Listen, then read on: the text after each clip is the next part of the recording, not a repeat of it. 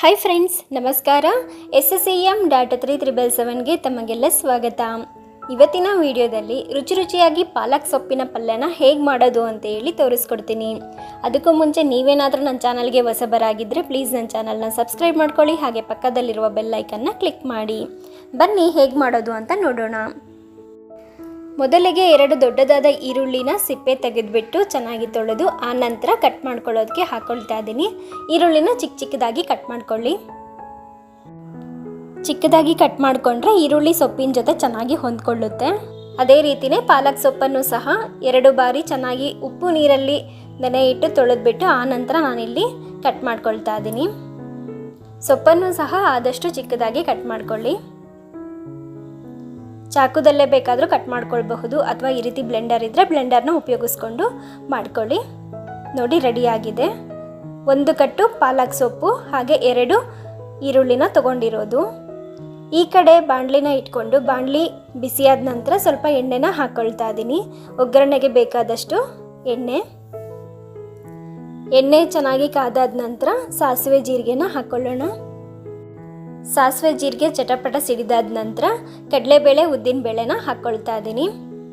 ಕಡಲೆಬೇಳೆ ಉದ್ದಿನಬೇಳೆನೂ ಸಹ medium flame ಇಟ್ಕೊಂಡು ಕೆಂಪಾಗೋವರೆಗೂ ಫ್ರೈ ಮಾಡ್ಕೊಳ್ಳಿ. ಆ ನಂತರ ಸ್ವಲ್ಪ ಕರಿಬೇವು ಸೊಪ್ಪು ಹಾಗೆ 1-2 ಒಣಮೆಣಸಿನ್ಕಾಯಿನ ಮುರಿದ್ಬಿಟ್ಟು ಹಾಕ್ಕೊಳ್ತಾ ಇದ್ದೀನಿ. 2 ಹಸಿಮೆಣಸಿನ್ಕಾಯಿನೂ ಸಹ ಚಿಕ್ಕದಾಗಿ ಕಟ್ ಮಾಡಿಕೊಂಡು ಸೇರಿಸ್ಕೊಂಡಿದ್ದೀನಿ. ಆ ನಂತರ ಈರುಳ್ಳಿನ ಸೇರಿಸ್ಕೊಂಡು ಈರುಳ್ಳಿಯಲ್ಲಿರ್ತಕ್ಕಂಥ ಹಸಿ ಅಂಶ ಹೋಗಿ ಸ್ವಲ್ಪ ಬಣ್ಣ ಬದಲಾಗೋವರೆಗೂ ಫ್ರೈ ಮಾಡ್ಕೋಬೇಕಾಗುತ್ತೆ. ನೋಡಿ, ಈರುಳ್ಳಿ ಎಲ್ಲ ಕಲರ್ ಚೇಂಜ್ ಆಗೋವರೆಗೂ ಫ್ರೈ ಮಾಡ್ಕೊಂಡಾದ ನಂತರ ಪಾಲಕ್ ಸೊಪ್ಪನ್ನು ಸೇರಿಸ್ಕೋಬೇಕು. ನಾನಿಲ್ಲಿ ಪಾಲಕ್ ಸೊಪ್ಪನ್ನು ದಿಂಡು ಸಮೇತನೇ ಕಟ್ ಮಾಡಿ ಹಾಕ್ಕೊಂಡಿದ್ದೀನಿ. ಕೆಲವರು ಪಾಲಕ್ ಸೊಪ್ಪಿನ ಎಲೆಯನ್ನು ಮಾತ್ರ ಉಪಯೋಗಿಸಿ ಈ ಪಲ್ಯನ ಮಾಡ್ಕೊಳ್ತಾರೆ. ನಿಮ್ಮ ಇಷ್ಟಾನುಸಾರ ನೀವು ಮಾಡ್ಕೊಳ್ಬಹುದು. ಪಾಲಕ್ ಸೊಪ್ಪು ಹಾಕಿದ್ದಾದ ನಂತರ ಹೈ ಫ್ಲೇಮಲ್ಲೇ ಇಟ್ಕೊಂಡು ನಾವು ಚೆನ್ನಾಗಿ ಬಾಡಿಸ್ಕೋಬೇಕಾಗುತ್ತೆ.